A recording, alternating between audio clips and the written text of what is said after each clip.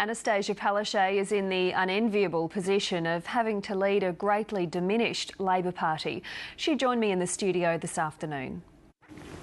Annastacia Palacsczuk, has Anna Bligh left Labor in the lurch by resigning her seat so soon after the election?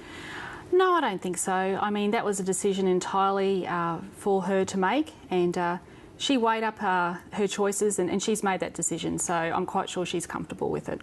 What are the chances of Labor holding on in South Brisbane? Look, it's going to be tough, and we're under no illusion that it's going to be tough out there, but the branch members will decide the candidate for the Labor Party, and we'll work very hard to make sure that person gets elected. Labor is no doubt going through a period of very intense soul-searching at the moment. In your view, why did Labor lose the election on Saturday? Jess, there was definitely it's time for a change.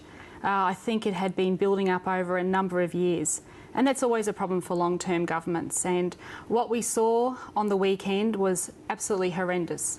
You know, I didn't think that we'd be in the position of around 7 members. I expected there to be a lot more. But the electorate sent a very, very clear message that Labor needs to pick up its act, we need to do better, and we have to change. How do you need to pick up your act, and how do you need to change? Well, listening. I think there was a very, very strong evidence out there that government had stopped listening to the people, and when that happens, people stop listening to the government. You're referring to asset sales there in particular? Oh, look, that was obviously the pivotal turning point. Look, we've acknowledged that during the week. Our caucus met up in Ipswich.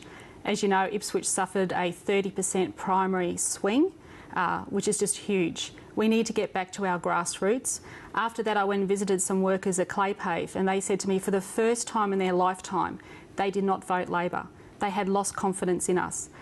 They were happy that I was out there talking to them and listening to them, and that's what I need to do now as the new leader. Why did it get to that point, though, that you stopped listening?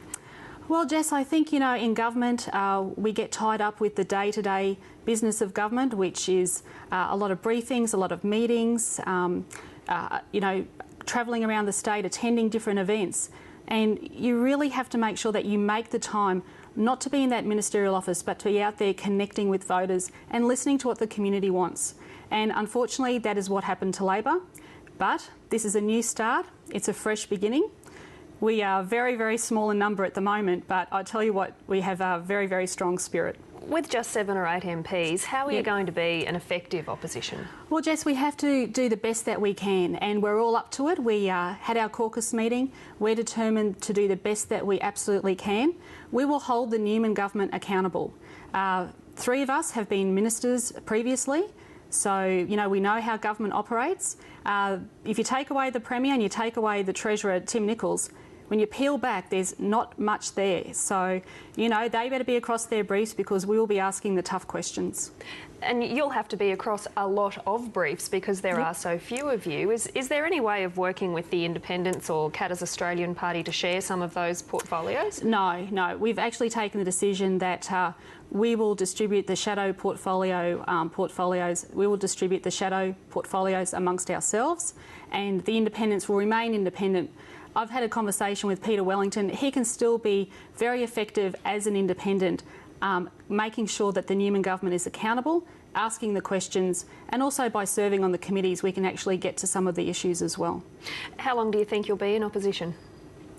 Well, Jess, you know, it's going to take a time for us to climb our way back. It's like climbing Mount Everest, I think I said earlier on the week when I was announced as the opposition leader. But we're going to work each and every day. We're going to work each week, and we're going to try our hardest and restore people's faith and confidence. Realistically, 2 terms, 3 terms? Well, no one can pinpoint that.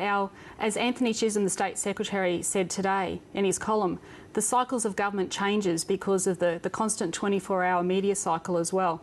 So, you know, I'm not happy with what the Newman government has done in the first week. They've made political appointments, and I don't think Queenslanders are going to like that. Michael Canabiano, Peter Costello, even Tony Fitzgerald came out and said, you know, this is not the way it should be for a good start. Annastacia Palacsczuk, thanks for your time. Thank you.